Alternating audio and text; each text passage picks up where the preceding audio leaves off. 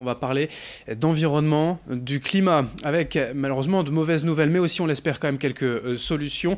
Emmanuelle Latouche est notre invitée, bonjour. Bonjour. Vous êtes la directrice adjointe du CERD, le Centre de ressources de développement durable.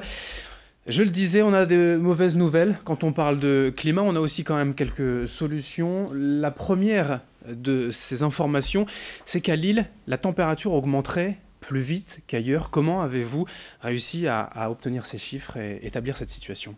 En fait, on a un observatoire climat-énergie qui essaye de récolter des chiffres sur l'ensemble des sujets liés au changement climatique. Et notre partenaire Météo France suit les températures dans la région depuis très longtemps. Et on a de très bonnes séries de données sur l'île, sur Saint-Quentin. Bon, voilà. Donc, quand on regarde les chiffres, en fait, on se rend compte qu'on pense être dans une région tempérée, tranquille. En fait, le climat change réellement beaucoup. Ici aussi, et pas seulement à l'autre bout de la planète ou sur les zones insulaires ou sur les zones du sud. Donc, le réchauffement climatique, c'est global effectivement, mais oui. Vous avez pu identifier clairement qu'à Lille, les hausses de température, en fait, la situation empirait un peu plus ici. Absolument significative. On a une augmentation de la température moyenne à Lille depuis 1955, vous voyez, après la guerre, jusqu'à 2015, de 1,7 degré en moyenne.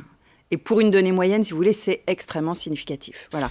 Dans les terres, donc à Lille et à Saint-Quentin, on a à peu près les mêmes résultats. Sur le littoral aussi, quelle est la situation? Vous avez pu établir? Oui, absolument. Là, on a un radoucissement généralisé. Le changement climatique, ici, dans nos contrées, c'est vraiment un réchauffement, globalement, et puis un dérèglement des pluies. Et des événements extrêmes, le gel, les fortes pluies, tout ça. Et donc, sur Boulogne, on a un gel, par exemple, qui va en diminuant l'hiver. Et on estime que d'ici 2050, il pourrait ne plus geler à Boulogne. Ce qui pose un vrai problème, en fait, puisque absolument. Le gel, comme ça, a priori, on va se dire, tant mieux. Voilà. Mais pour la nature, le gel, ça sert à quelque chose. Voilà, c'est ça. Absolument. Il y a beaucoup d'espèces végétales qui ont besoin du gel pour lever une germination ou pour se développer correctement. Donc, s'il n'y a plus de gel, en fait, on ne sait pas très bien ce que ça va donner, mais ce n'est pas rassurant. Vous parlez du gel, vous parlez également des fortes pluies. On va se dire qu'il pleut de temps en temps ici dans la région. Le problème ici, c'est que les pluies sont plus fortes en fait et que la terre n'est pas forcément habituée. Voilà. Et puis les contrastes seront aussi plus importants entre l'hiver et l'été. C'est-à-dire que la tendance générale, c'est un petit peu moins de pluie à l'horizon 2100 sur l'ensemble de l'année. Par contre, on aura beaucoup plus de fortes pluies l'hiver ou en demi-saison et beaucoup moins l'été, donc avec des sécheresses et avec des argiles de nos sous-sols qui vont se gonfler l'hiver, se rétracter l'été et fragiliser les constructions. Donc vous voyez, il y a des vulnérabilités qui sont un peu méconnues et qui sont pour autant très importantes pour notre vie quotidienne, en fait. Parce qu'on a tendance parfois à voir ces grandes inondations dans le sud de la France, assez peu ici, même s'il y en a parfois. Il y en a eu. Il y en a eu. Ce serait le cas en fait. Le risque, oui, c'est ça aussi des inondations dans les Hauts-de-France. C'est le premier risque en Hauts-de-France. Dans les terres. Et puis, bien sûr, sur la côte, l'autre risque, c'est la submersion marine. Le niveau de la mer qui monte, les côtes qui sont grignotées et les risques d'intrusion de l'eau de mer dans les terres qui sont de plus en plus fréquents également. À propos de ça, d'ailleurs, le trait de côte recule depuis plusieurs centaines de milliers d'années. Ça, c'est naturel, mais la situation, encore une fois, empire et s'accélère à cause du changement climatique. Ce qu'il faut avoir en tête, c'est que tous les risques liés au changement climatique sont des risques qui existaient, mais qui sont renforcés très nettement par le changement climatique. Donc, tous les risques traditionnels de notre région sont accentués en fait.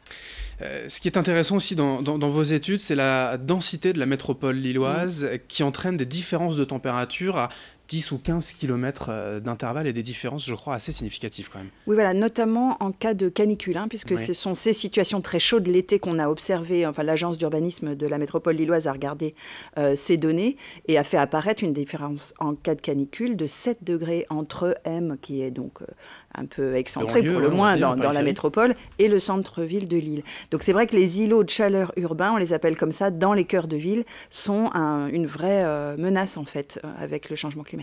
C'est dû à quoi en fait? Tout simplement au béton, à l'urbanisation, au manque de végétal? Voilà, circulation d'air, manque d'humidité dans l'air, densité de la construction, enfin des constructions. Voilà, on a des phénomènes d'îlots de chaleur urbains qui sont importants. On a déjà entendu aussi la différence de climat que l'on peut craindre, parce que c'est le mot craindre à Lille. Oui. On aura le climat du sud de la France en 2050? Oui, voilà. Alors, il faut quand même avoir en tête que tout dépend de la manière dont l'humanité va réagir vraiment. Donc on a des scénarios, les scientifiques font des scénarios, ils ne nous disent pas dans 50 ans il va faire cette température, ça dépend ce qu'on fait nous collectivement à l'échelle de la planète. Mais effectivement, selon les scénarios du coup, l'île pourrait avoir le climat d'Angers ou de Bordeaux à l'horizon de la fin du siècle.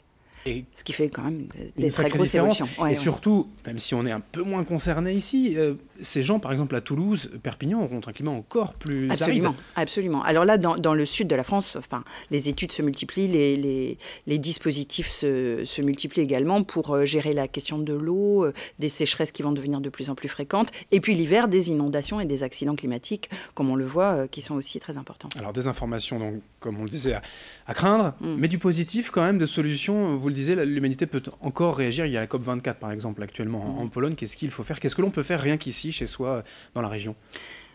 La COP21 nous a donné des caps. On peut essayer de tenir encore les 2 degrés de réchauffement à la surface de la planète si on s'y met tous.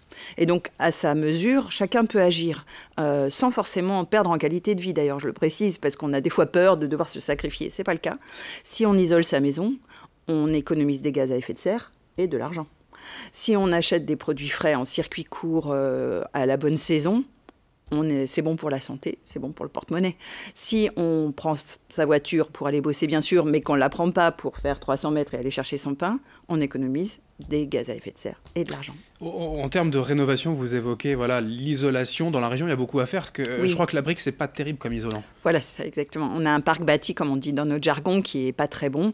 Donc effectivement, on chauffe quand même beaucoup les oiseaux avec nos maisons 1930, par exemple. Ouais. Donc il faut vraiment regarder les dispositifs qui existent. Il y a pas mal d'aides qui existent quand même pour nous aider à rénover nos maisons, à isoler, à couper les ponts thermiques. Les espaces info-énergie, par exemple, sont des lieux gratuits, de proximité, pour renseigner les habitants sur tous ces sujets. Il faut absolument aller les voir et voir ce que vous pouvez faire chacun dans votre maison.